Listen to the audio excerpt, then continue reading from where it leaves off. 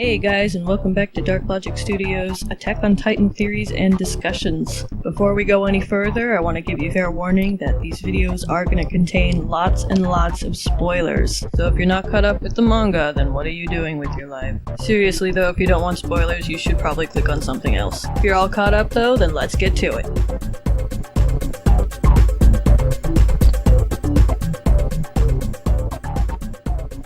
Alright guys, so chapter 85. You know what happened, you were there. We finally got to the basement. The big reveal.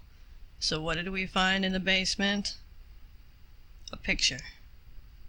And what does the picture say? We are not alone. Oh, snap! Okay, so I'm gonna be honest. The first thing I thought when I read the end of this chapter was... Really? This is what we're doing? We're doing a Shyamalan? Are you pulling a Shyamalan right now, Isayama? Did you just... Shamalama ding dong? Yeah, so you've probably heard the comparisons to the movie The Village. Now to be fair, despite being completely forgettable, I did think the twist at the end of The Village was a pretty cool idea. I only wish that it was used in a better story. Oh, Isayama ding dong! You shut up!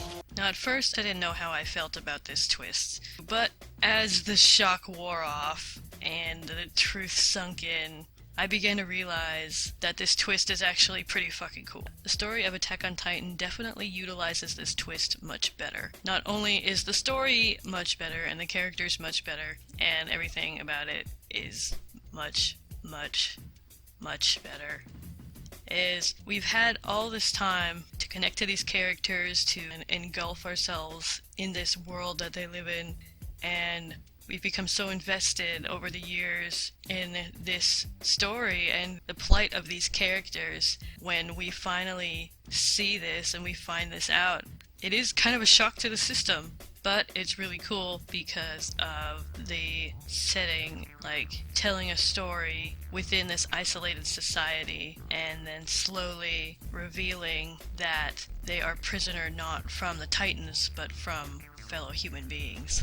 I have a theory, and I think it's more than really just a theory. I think it's pretty much proven. I mean, if you look at all the clues and stuff, and this now, it's kind of like, that seems to me like what we're looking at is some kind of authoritarian society, kind of like Nazi Germany or North Korea currently. People are isolated and fed propaganda, or in the case of Attack on Titan, literally brainwashed. It's illegal to leave, it's illegal to talk about certain things. So what does this mean? Let's talk about it. Let's talk about this photograph. What this means for our characters, for the story, where this could possibly lead us to in this final story arc, and how this changes literally every fucking thing in this story. Just do it!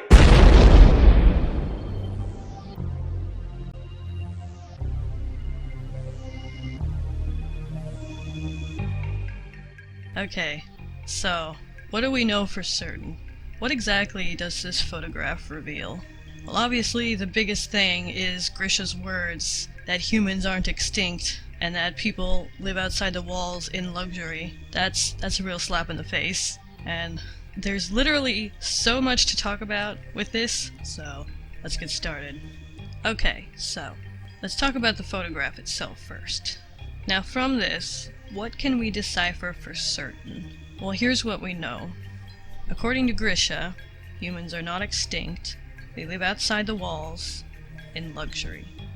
So obviously this is a huge deal, because what this means is that everything that our characters and that we as an audience had known about this world is a lie.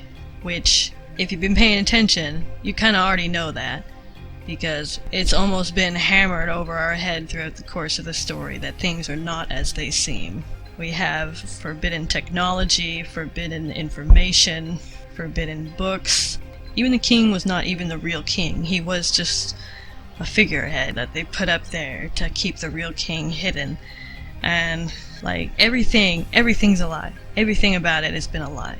So for these characters, their reality has been completely shattered. And I'm very curious to see how they're going to react. How are they going to process this information? They've dedicated their whole lives to defending humanity and protecting humanity and fighting for freedom and the survival of mankind. And now, look at this. It's all been pointless. They've been doing it for absolutely no reason. And whatever has happened to have them trapped within these walls, there's something very dubious going on, because it's all bullshit. All of it's bullshit. I mean, can you imagine how pissed off you would be if you were in their shoes? Once the shock finally passes, then they're probably just seething with anger, because it's like, why would this be happening to us? Like, so yeah, that's one thing. Second thing is, we know the people outside the walls have technology that is more advanced than the people inside the walls. We know this based on the photograph, obviously. We know this based on, if you remember back when Armin, he was kind of scouting around the area when they first got to Shiganshina, and he found these 3 cups of some dark liquid. He described it as a dark liquid that smelt good, that resembled tea. And when I first read this, I thought it was kind of funny how he was just sitting there kind of checking out these cups. But what I realized later is that those cups had coffee in them. And Armin doesn't know what coffee is. That means they don't have coffee inside the walls. That is horrible. I would die if I didn't have coffee. It really is living in hell. Damn. But anyway, the third thing a lot of people have pointed out is Zeke and the baseball references, and also, of course, the serums. So we already kind of knew this, but here it's just another clue solidifying what we've already kind of been shown little by little through the series. Now let's ask the question, when exactly was this photograph taken? A lot of people have been speculating about what this means in terms of the timeline when Attack on Titan is taking place, and a lot of people are saying, oh, this means it's modern society. It's a possibility, but if you look at the picture, well, first, who is in the picture? The guy looks a lot like Grisha to me. If we assume that this picture was taken at least 20 years ago, before he came to the walls, then that could be a young Grisha. As for the woman and child, some people are saying that the kid may be Zeke. I guess because he's blonde. I don't know. It's, I mean, it's a little kid, so it's it's hard to really draw a resemblance. But I don't know. Some people have brought up the original ending that was apparently leaked by Isayama's editor or something. But I don't know. We may or may not get that ending. I think if I was writing a story and the ending got leaked, I would probably want to change it up a bit so people are still surprised at the end. But I don't know. We'll have to see. But anyway, there's really no telling for sure who the woman and child are.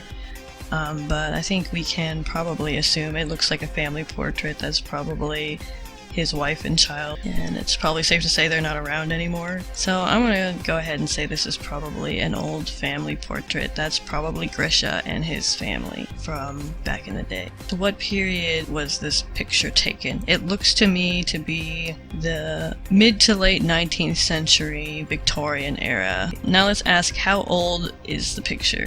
I said before that it's at least 20 years old because he had come to the walls about 20 years prior. Now, how he would have gotten these pictures inside, I don't know. I guess he must have had them on him when Shadis found him. Maybe they were in his pocket.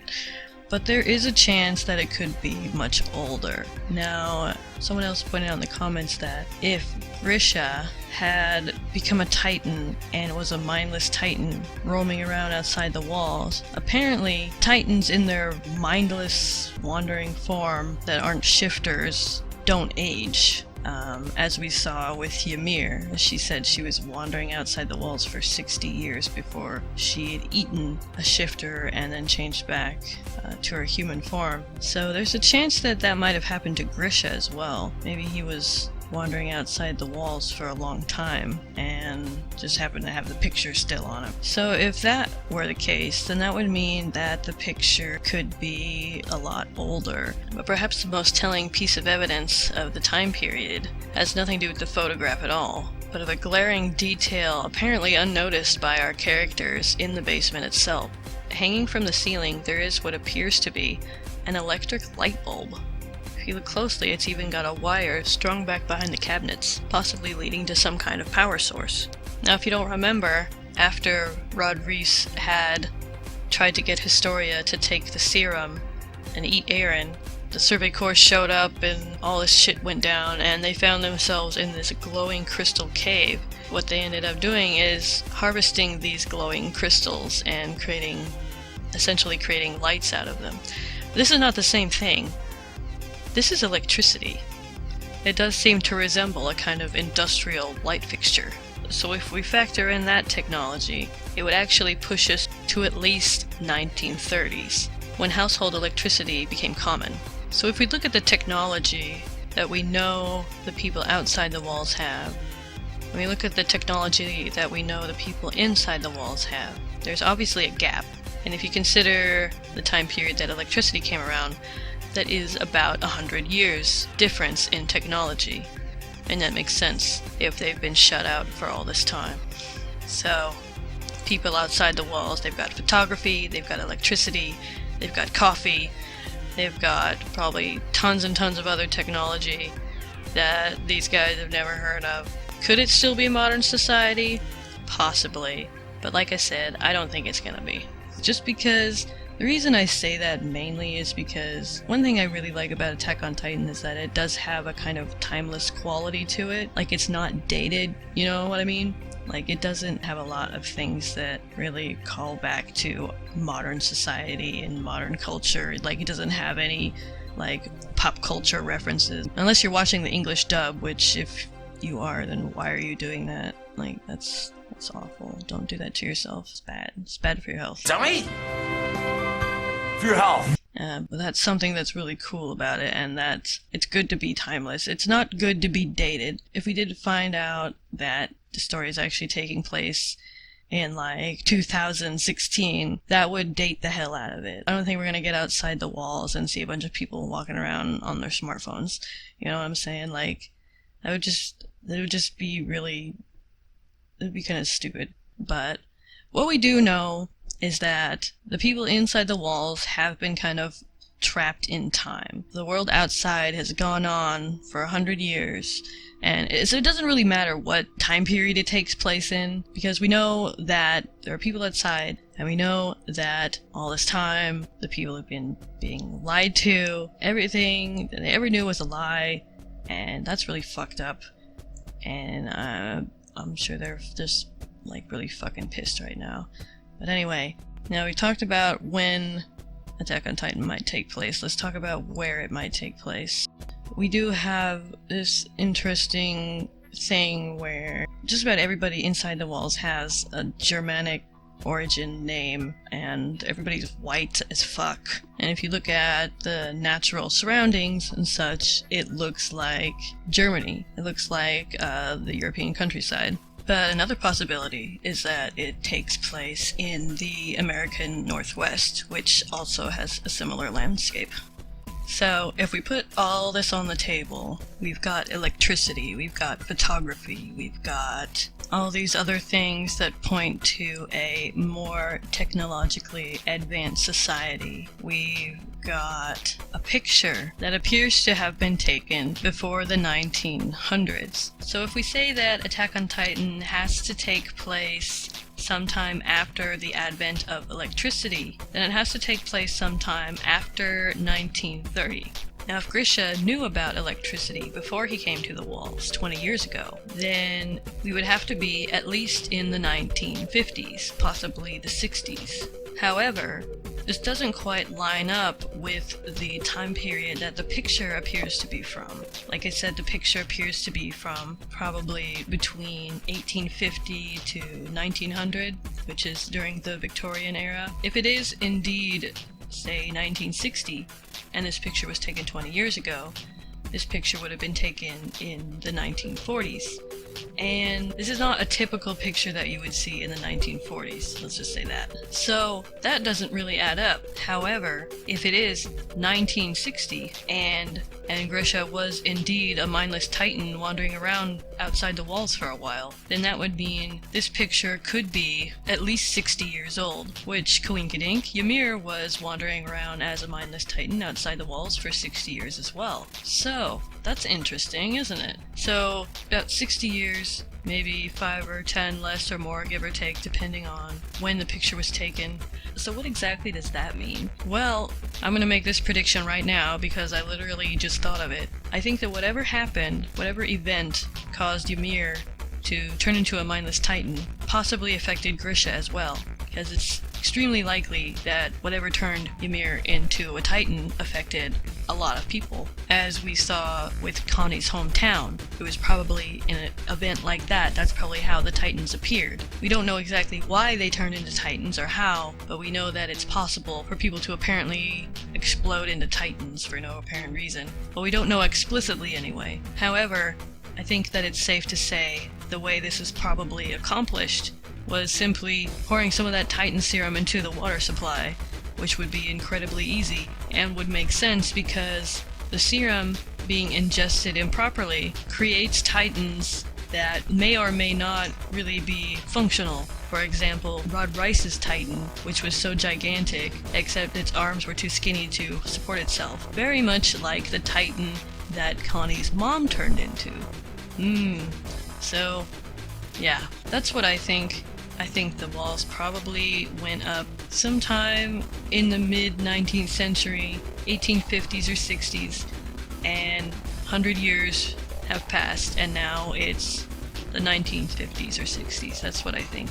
I think that Grisha had kind of his first life in the Victorian era. He had a family back then, and he became a mindless titan and was wandering around outside the walls until he turned back like Ymir did and was found by Keith Shedis. But what about Zeke? Let's talk about Zeke for a second. Now again, people have been speculating that the child in the photograph is Zeke, which that would make Zeke Grisha's son, so that would make Aaron and Zeke brothers. That would be kind of weird. But I still think that Zeke and Grisha are probably brothers. I just get the feeling that they're brothers, but I could be wrong. However, if you think about the timeline, if Grisha was a mindless titan, and he was, let's say he was probably in his mid-20s in that photograph, and the kid looks like he's about, he's little, like maybe 3 at the oldest, 2 or 3, and however long Grisha was wandering around outside the walls, if that was only around 20 years, then it could be a possibility that Zeke is his son. Because that would make Zeke a little over 40, which he doesn't look like he could be much older than that. I don't know. It doesn't quite add up. If Zeke were Grisha's brother and they were close in age, then he would have had to be a mindless titan as well, wandering around outside the walls for a while. So they would still be the same age, because titan shifters, even though mindless titans don't age, titan shifters do, which is interesting. So, I don't know. It's really confusing, but that's what I can discern from it. My brain hurts now. And this video is way too long, and I didn't even talk about everything I want to talk about, so I'm probably going to have to save the rest of what I have to say for another video. Oh. Attack on Titan, why do you do this to me? Anyway, tell me what you guys think in the comments. Let me know if you agree with my theory, or do you have other ideas of your own? Let me know what your theories are. Alright, as always, thanks for watching. Peace. I don't think this is a memory. I think what this is meant to symbolize is Bertholdt's consciousness still being alive inside of Armin. Perhaps the half-skull thing is meant to symbolize that part of him is still alive inside of Armin. Like his consciousness is still in there somewhere. And this could kind of make sense if you consider what Yuri was saying about Freda. When he was talking to Kenny, he's talking about how when Freda eats him and inherits the power, that he's gonna live on inside her. And Kenny was saying as he was looking at her that he could see him in her eyes. So even though it's not a memory, in my opinion, I still think there could be a possibility that Armin is a Reese because of this imagery, whatever this is meant to symbolize. I think it's meant to show that Bertholdt's consciousness is still inside of Armin. And what does that mean for Armin? Well, it doesn't sound good, I'll tell you that.